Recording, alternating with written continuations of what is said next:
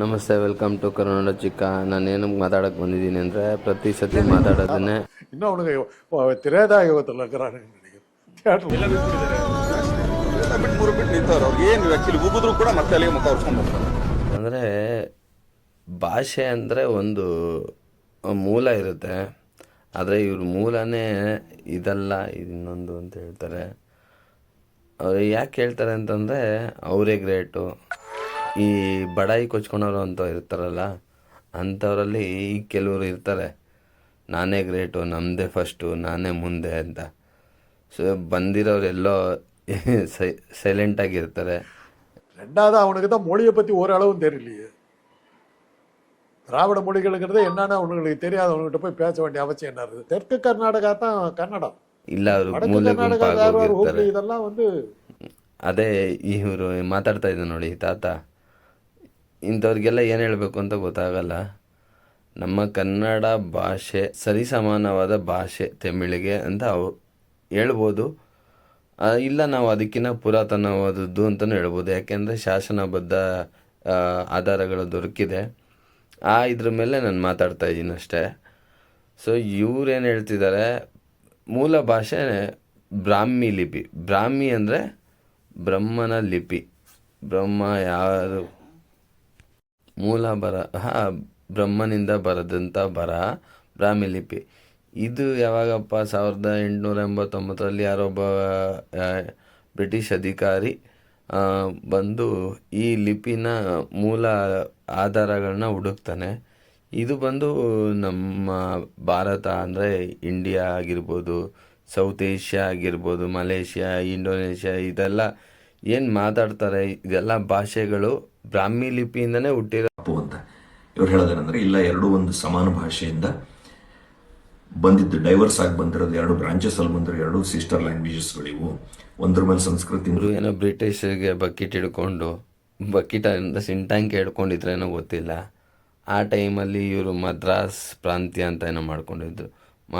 ಹಂಗಾಗಿ ಅವ್ರು ಏನಂದ್ರೆ ಚೇಂಜ್ ಮಾಡಿಕೊಂಡ್ರು, ಮದ್ರಾಸ್ ಇರೋದನ್ನ ಚೆನ್ನೈ ಅಂತ ಮಾಡಿಕೊಂಡ್ರು. ಅವರಲ್ಲೇ ಅವ್ರಿಗೆ ಒಂದು ಇದಿಲ್ಲ. ನಮ್ಮಲ್ಲಿ ಬಂದ್ಬಿಟ್ಟು ನಾವು ಕನ್ನಡಕ್ಕೆ ಜೀವ ಕೊಟ್ಟಿದ್ದು ಅಂದರೆ ಕತ್ತಲ್ಲ, ಆ ಥರ ಇವರು.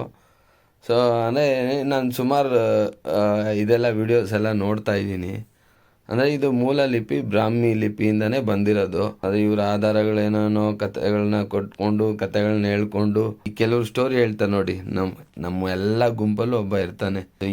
ಏನಂದರೆ வடக்கு கர்நாடகா ಧಾರವಾಡ ಹುಬ್ಳಿ இதெல்லாம் அங்கே அவங்க மராத்தி. இவங்களுடைய ஆட்டம் பூரா ராஜ்குமாரோட இது பூராமே இதோட முடிஞ்சு போயிடும். அரிசிக்கரை தாண்டிங்கன்னா கிடையாது. ஏன்னா ಧಾರವಾಡ ಹುಬ್ಳಿல நான் இருந்திருக்கேன். அங்க இருக்கிறவங்க தமிழர்களை சகோதரத்துவத்தோட தான். ತಮಿಳು ಹುಟ್ಟಿದ್ದೆ ಕನ್ನಡದಿಂದ ಅಂತ ತರ್ಕ ಶುರು ಮಾಡೋದು. அவங்க கர்நாடகாவே ஏத்துக்கல. அங்க ராஜ்குமார் படமெல்லாம் ஓடாது. அங்க ಹಿಂದಿ ಪಡಗಳು ನಾವು ಬಿಲ್ಡಪ್ ಕೊಡೋರು ಇರ್ತಾರೆ, ಕಾನ್ಫಿಡೆಂಟಲ್ಲಿ ಹೇಳೋರು ಇರ್ತಾರೆ, ಓವರ್ ಕಾನ್ಫಿಡೆಂಟಲ್ಲಿ ಕೆಲವ್ರು ಹೇಳೋರು ಇರ್ತಾರೆ. ಅದು ಕುಡ್ದವ್ರು ಇವರೆಲ್ಲ. கொஞ்சம் தூரம் தாண்டிங்கன்னா பூனா வந்துடுது, கோவா வந்துடுது. அங்கெல்லாம் உங்களுக்கு கர்நாடகா தாக்கமே கிடையாது. சினிமாவெல்லாம் ಸುಮ್ಮನೆ ಏನೇನೋ ಹೇಳ್ಬಿಡೋದು, ಆಮೇಲೆ ಇದು ಮಾಡೋದು. ನಾನೇನೋ ಸ್ಟಾರ್ಟಿಂಗ್ ಮಾತಾಡೋವಾಗ ಇದು ಸಣ್ಣ ಮ್ಯಾಟ್ರು ಅಂದ್ಕೊಂಡೆ. ಯಾರು ಪ್ರಚಾರಕ್ಕೋಸ್ಕರ ಮಾಡ್ತಿರ್ತಾರೆ, ಗಿಮಿಕ್ಕೋಸ್ಕರ ಮಾಡ್ತಿದ್ದಾರೆ ಅಂತ. தமிழிலிருந்து பிறந்ததுதான் உங்கள் பாஷையும், ஆனால் நீங்களும் அதில் ಆಮೇಲೆ ಅದ್ರದ್ದು ಸ್ವಲ್ಪ ಡೀಟೇಲ್ ಆಗಿ ನೋಡಿದಾಗ ಇದು ಪ್ರಚಾರಕ್ಕಿನ್ನ ಒಂದು ಡಾಮಿನೇಟ್ ಮಾಡೋದು. ನಾವೇ ಫಸ್ಟ್ ಬಂದಿದ್ದೀವಿ, ನಮ್ಮದೇ ಫಸ್ಟು, ನಾವೇ ಮುಂದೆ ಅನ್ನೋ ಥರ ಆ ಥರ ಮಾತಾಡ್ತಿದ್ದಾರೆ. ಅದು ತುಂಬ ಎಲ್ಲೆಲ್ಲಿಗೋ ಹೋಗ್ತಿದೆ.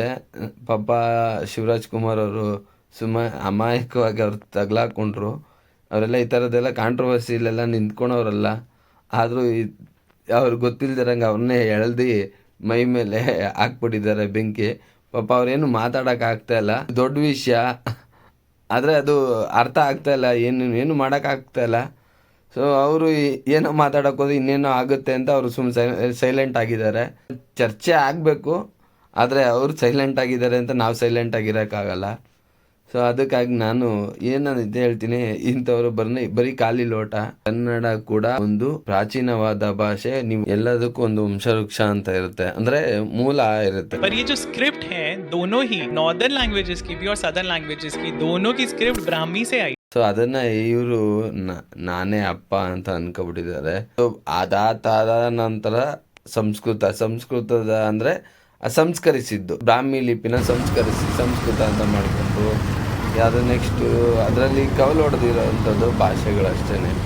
ಸೊ ಏನಾಗುತ್ತೆ, ಆಡಾಗ್ತಾ ಭಾಷೆ ವಿಸ್ತಾರ ಆಗುತ್ತೆ. ಭಾಷೆಗೆ ಇವಾಗ ನಾವು 2 ಕಿಲೋಮೀಟ್ರ್ ಒಂದೊಂದು ಭಾಷೆ ಬರುತ್ತೆ, ಹಾಗಾಗಿ ಕವಲು ಹೊಡೆದಿರೋದು ಅಷ್ಟೇ. ಆದರೆ ಇವರು ನಾನೇ ಭಾಷೆ ಸೃಷ್ಟಿಸಿದ್ದೀನಿ, ನನ್ನಿಂದನೇ ಎಲ್ಲ ಅಂತ ಪಡಬಾಯ್ಡಾಗಿ ಕೊಚ್ಕೊತಾ ಇದ್ದಾರೆ. ಕೊಚ್ಕೊಳೋರು ಕೊಚ್ಕೊಳ್ಳಿ. ಕನ್ನಡ ನಮ್ಮ ಭಾಷೆ, ಸ್ವತಂತ್ರ ಭಾಷೆ, ನಾವು ಯಾರಿಗೂ ತಲೆಬಾಗಲ್ಲ.